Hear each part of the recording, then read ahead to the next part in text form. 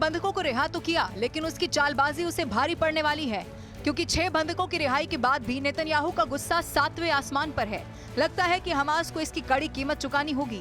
Israel के जिन 6 कैदियों को रिहा किया गया, उस दौरान जिस तरीके से उन्हें रिहा किया गया है, उस पर इजराइल ने आपत्ति जताई है और निंदा भी की है। यही वजह है कि इजराइल ने अब फिलिस्तीनी कैदियों की रिहाई में देरी करने का भी फैसला किया।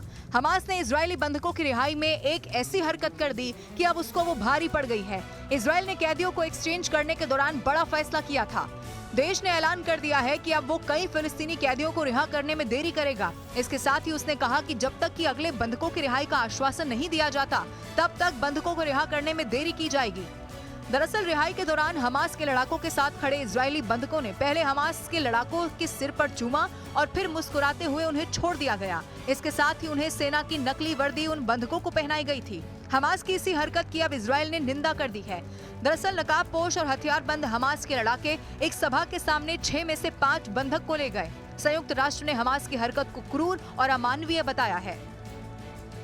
हमास ने 6 इजरायली कैदियों को छोड़ दिया। उसी के बाद कई घंटों की 620 फिलिस्तीनी कैदियों को छोड़ने में देरी हुई। ये युद्ध विराम के पहले चरण में सबसे बड़ी संख्या में कैदियों की रिहाई थी, लेकिन अब इजराइल ने इसमें देरी कर दी है। इजराइल की घोषणा ने अचानक युद्ध विराम के भविष्य को और संदेह में डाल दिया है। इन 6 लोगों में नोवा संगीत समारोह से पकड़े गए 3 इजरायली पुरुष शामिल हैं और एक व्यक्ति को हमास के नेतृत्व वाले 7 अक्टूबर 2023 के हमले के दौरान दक्षिणी इजराइल में परिवार से मिलने के दौरान ले जाया गया था। बाकी 2 लोग वो हैं जो अपने आप गाजा में गए थे। मंच पर हमास के लड़ाकों के साथ इजरायली बंधक ओमर वेंकट, ओमर शेमटोव और एलिया कोहेन खड़े थे। बंधक शेमटोव ने रिहाई के समय पहले हमास के लड़ाकों के सिर पर चूमा और उसके बाद पूरी भीड़ की तरफ फ्लाइंग किस की। उन्होंने सेना की नकली वर्दी पहनी हुई थी। शेमटोव के परिवार के पास वापस लौटने के बाद उनके पिता माल्की शेमटोव ने कहा कि मेरे बेटे का 17 किलोग्राम वजन कम हो गया है। हमास ने कहा है कि संघर्ष विराम समझौते के पहले चरण को पूरा करने के लिए वो अगले सप्ताह बंधकों के 4 शवों को रिहा करेगा। युद्ध विराम के दूसरे चरण को लेकर अभी बातचीत होना बाकी है।